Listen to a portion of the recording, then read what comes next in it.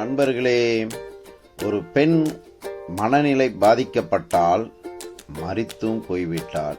ஏன்? ஆமாங்க, இன்னைக்கு நம்ம பேப்பர் எடுத்து படிக்க ஆரம்பித்தாலோ இல்லை யூடியூப்பை ஓப்பன் பண்ணி படிக்க ஆரம்பித்தாலோ பலவிதமான தற்கொலைகளில் பெண்களே அதிக இடத்தை பிடிக்கிறாங்க, ஆண்களும் பிடிக்கிறாங்க. என்னுடைய நாலேஜுக்கு தெரிஞ்சு அவங்க கம்மியாக தான் இருப்பாங்க. ஏன்னா நாங்களே பாதிக்கப்பட்டோம், எங்கள் குடும்பங்களே பாதிக்கப்பட்டுச்சு. எங்கள் அம்மாவே எங்களை 3 குழந்தைங்களோட சேர்த்து போய் அந்த சூழ்நிலைக்கு போகும்போது இன்னொரு மனநிலை பாதிக்கப்பட்ட ஒரு மனிதன் எங்களை ஆறுதல் சொல்லி காப்பாற்றி விட்டான். மனநிலை பாதிக்கப்பட்டவங்க ஒரு இதை தான் பாதிக்கப்பட்டிருக்கோம். அந்த ஆள் அந்த நேரத்தில் எங்கள் அம்மாவுக்கு ஆலோசனை சொல்லி எங்களை காப்பாற்றினா நான் இன்னைக்கு உங்கள் முன்னாடி நின்று பேசவே முடியாது. பொதுவாக சொல்லுவாங்க வீடுகளில், நம்ம வீட்டு பிரச்சனை 4 செவத்துக்குள்ளே இருக்கணும், நம்ம வீட்டு பிரச்சனை 4 செவத்துக்குள்ளே இருக்கணும், வெளியே போகக்கூடாதும்பாங்க. அது உண்மையோ பொய்யோ எனக்கு தெரியாது. நான் மெடிக்கல் ரீதியாக ஒரு அம்மாவோட பேசிகிட்டு இருக்கும்போது அவங்க ஒரு மேட்டனாக இருந்து எனக்கு தெய்வம் மாதிரி அருள் சொன்னாங்க. எப்பா, கடவுளை நாம் கும்பிடுவோம், கடவுள் நேரில் உனக்கு உதவி செய்வாருங்கிறது நான் பார்த்ததும் இல்லை. யாராவது மூலமாக தான் கடவுள் உதவி செய்வார்னு ஒரு ஸ்லோகங்களோட சொன்னாங்க. அது எனக்கு சரியாக சொல்ல தெரியல. மனுஷ ரூபாய நமகா அப்படின்னு ஏதோ ஒன்று சொன்னாங்க, எனக்கு அது சரியாக சொல்ல தெரியலங்க. அப்போது அந்த அம்மா கிட்ட பல பிரச்சனைகளை சொல்லி எத்தனையோ பேரை விடுதலை ஆக்கினங்க மாதிரி பல பேர் தங்களுடைய பிரச்சனைகளை நம்ம ஒரு படித்தவங்க கிட்ட சொல்லலாம், ஒரு அட்வொகேட் கிட்ட சொல்லலாம், ஒரு டாக்டர்ஸை சொல்லலாம், இதுக்கெல்லாம் மேலான நல்ல நண்பர்கள்ட்ட சொல்லலாம், இல்லை நல்ல மத குருமார்கள்ட்ட சொல்லலாம். இந்த மத குருமார்கள்லேயே வேஷம் போட்ட மத குருமார்கள் படித்தாலும் தவறான வழியில் போகிறது எல்லா மதத்திலும் இருக்குது.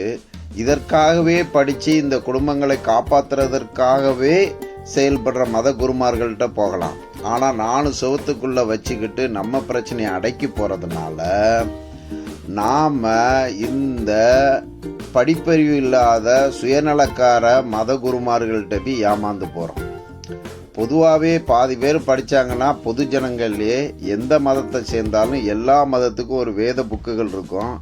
அதை 80% ஜனங்கள் படிக்கிறதே இல்லை. உதாரணத்துக்கு பைபிளே இருக்குது, சோதனையை சகிக்கிற மனுஷன் பாக்கியவான், சோதனையை சகிக்கிற மனுஷன் பாக்கியவான்.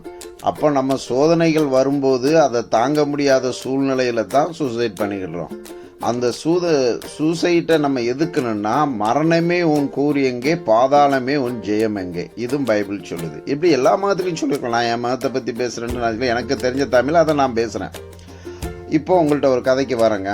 எனக்கு தெரிஞ்ச ஒரு குடும்பத்தில் நான் போயிருக்கும்போது அவங்களுக்கு ஒரு பொண்ணு கல்யாணம் ஆகிட்டு இன்னொரு பொண்ணு அப்படி நடமாடிக்கிட்டு இருந்தால், இந்த பொண்ணுக்கு மாப்பிள்ளை பார்த்துட்ருக்கேங்க, படிச்சுக்கிட்டு இருக்காங்க அப்படின்னா சரிம்மானு வந்துட்டோம். அப்புறம் சில நாட்கள் கழித்து அந்த இடத்துக்கு போகும்போது அந்த கல்யாணம் ஆகக்கூடிய பொண்ணுடைய ஃபோட்டோ மாட்டி மாலை போட்டு வச்சுருந்தாங்க. எங்களுக்கு ஒரே ஷாக்கு. என்னம்மா என்ன ஆச்சுன்னு. இல்லைங்க, நாங்கள் அவசரமாக கல்யாணம் பண்ணி கொடுத்தோம், ஒரு பொருள் வாங்கி கேட்டால் அதை நாங்கள் கொடுக்கலன்ட்டு சூசைட் பண்ணிக்கிட்டோம் அப்படின்னாங்க. அப்படியே பார்த்தா அங்கே ஒரு புக்கு கிடந்துச்சு. அது நோட் புக்கை எடுத்து படித்து பார்த்தா பெண்கள் விடுதலை பற்றி பயங்கரமாக எழுதியிருக்கு. அதை நான் படிச்சுட்டு இது யார் எழுதுனாங்க அப்படின்னு கேட்டேன். அவ்வளோ மறிச்சு போனால அவள் தான் எழுதுனாங்க அப்படின்னு ஒரு உரத்த குரலில் சொன்னாங்க. இந்த பொண்ணு மறிச்சு போகிறதுக்கு வாய்ப்பே இல்லைங்க. எப்படி என்ன நடந்துச்சு சொல்லுங்க. இல்லைங்க, நாங்கள் பொருள் வாங்கி என்ன நடந்துச்சு சொல்லுங்க அப்படின்னு. அப்போ தான் சொன்னாங்க, அந்த பொண்ணு படிச்சுட்டு இருக்க நிலையில் இந்த ஐடியில் போகிற பெண்களோ இல்லை சில நேரங்களோ பாதி பெண்கள் காதலில் விழுந்துருவாங்க. இந்த பொண்ணும் காதல் பண்ணியிருக்கா. தன்னுடைய ஜாதி, தன்னுடைய மதம், நல்லோட அழகானவன், இவ்வளோ அழகானவன், 2 பேருக்கும் லவ் வந்திருக்கு. இந்த அழகானவங்க தான் பாதி பேர் கை மாறி போயிடுவாங்க. அழகும் ஐஸ்வர்யமும் வேணும், புத்தியுள்ள மனைவியோ கர்த்தர் அருளும் ஈவுன்னு இருக்குது. இவங்க ஐஸ்வர்யத்தை நம்பி காதல் பண்ணுறதுனால அவன்தான் கல்யாணம் பண்ணிக்க போகிறான்னு ஊரெல்லாம் சொல்லி வச்சுட்டாங்க. திடீர்னு அவனுக்கு ஒரு பெரிய கவர்மெண்ட்டில் ஒரு நல்ல ஜாப் கிடச்சிருச்சு லக்கில். அவ்வளோதான். ஒவ்வொரு மாப்பிள்ளைக்கும் ஒவ்வொரு ரேட் இருக்குது. இந்த வேலையில் இருந்தால் காரு, இந்த வேலையில் இருந்தால் ஊர் அப்படிங்கிற மாதிரி அந்த மாப்பிள்ளைக்கு ஆஃபர் வந்தோடனே அந்த குடும்பமே இவங்கள கழட்டி விட்டுடுச்சு. உடனே நம்ம மந்திரக்காரங்கிட்ட போயிருக்காங்க. இந்த வேதம் அறியாத மந்திரக்காரங்க, ஆறுதல் சொல்ல தெரியாத மந்திரக்காரங்க என்ன பண்ணியிருக்காங்க, உங்களுக்கு செய்வனை வச்சுட்டாங்க. அப்படின்னு சொல்லியிருக்காங்க. ஒருத்தவங்க சொல்லியிருக்காங்க நீங்கள் ஹாஸ்பிட்டலுக்கு போங்கங்க அப்படின்னு இருக்காங்க. ஹாஸ்பிட்டலுக்கு போன இடத்துலையும் ஒரு நல்ல மத குருமார் என்ன சொல்லியிருக்காரு, அதாவது கெட்ட மத குருமார், நீங்கள் இந்த ஆலயத்துக்கு போங்க சரியாக போகுன்னு இருக்காங்க.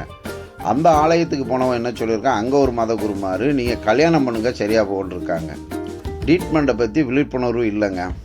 கடைசியில் அந்த பொண்ணுக்கு கல்யாணத்தை பண்ணி, மனநல பாதிக்கப்பட்ட ஒரு பொண்ணுக்கு ட்ரீட்மெண்ட் எடுக்காமல் கல்யாணம் பண்ணுறது எவ்வளோ பெரிய தப்புங்கிறத பல மத குருமாருங்க தெரியாமல் செய்வனை வச்சுட்டாங்க, மந்திரம் பண்ணிட்டாங்க, காலடி மண் எடுத்து தேய்ச்சிட்டாங்கன்னு சொல்லி இன்னைக்கு கரண்ட் டேட் வரைக்கும் எத்தனையோ எக்ஸ்பீரியன்ஸை சொல்ல முடியுங்க. இன்னைக்கு கரண்ட் டேட் வரைக்கும் மனநல ஆஸ்பத்திரின்னு சொன்னோம்னா அது ஒரு கிண்டலாக பார்க்குறாங்க. அந்த மனநல ஆஸ்பத்திரியில் என்னுடைய சகோதரனை சேர்த்துருக்கும் போது நான் பொது நாளாக சேர்த்துக்கிட்டது, சிகரெட்டு குடிக்கிறதுலேருந்து, சீட்டாடுறதுலேருந்து, ஒரே தப்பை பண்ணுறதுலேருந்து எப்படி வேணாலும் பிரச்சனையாகி கடைசியில் மனநலம் பாதிக்கப்படும். அவங்க தங்களுடைய சூழ்நிலையை புரிஞ்சிக்காமல், மெடிக்கல் நாலேஜ் இல்லாமல் மந்திரம் தந்திரம் சூனியம் பண்ணிட்டான், ஏத்தவம் பண்ணிட்டான், பக்கத்து விட்டு பண்ணிட்டான்ட்டு பெரும்பாலும் இந்த ஏழப்பட்ட ஜனங்கள்கிட்ட தாங்க இருக்குது. அதுக்கு வேறு சாமியெல்லாம் வந்துடும். அந்த சாமி நைட்டெல்லாம் சாமி ஆடும், காலையிலே ஜோசியக்காரங்கிட்ட போகும். ஏன் நைட்டு தான் வீட்டுக்கு சாமி வந்துச்சு அவங்கள்ட்ட கேட்கலாமா? இல்லைங்க, இவங்களுக்கு வேதங்களை பற்றி விழிப்புணர்வு இல்லாத காரணம். அது எல்லா மதத்திலையும் இருக்குது. உடனே அதில் சாமி இவங்ககிட்ட வந்து சொல்லுவாம்பாங்க. என்னத்தை சொல்லிடுவாங்க? ஒரு தையல் மிஷின் ரிப்பேர் ஆச்சுன்னா சொல்ல முடியுமா? வேதங்களில் வந்து பெட்ரூமில் இருக்கிறதுன்னு சொல்லக்கூடிய தீர்க்கதரிசிகள்லாம் இருந்தாங்கன்னு படிக்கிறோம். இப்படி மூடத்தனமாக போய் மாட்டிக்கிட்டு அநியாயமாக தங்களுடைய பிள்ளைகளை மறிப்புக்கு கொடுக்குற ஒரு ஜனங்களுக்கு ஒரு விழிப்புணர்வு வேணுங்கிறதுக்கு தான் எல்லாத்துக்கும் விழிப்புணர்வு இருக்குது. நீங்கள் மனநல பாதிக்கப்பட்டால் கவர்மெண்ட் ஹாஸ்பிட்டலுக்கு கூப்பிட்டு போங்க, இலவச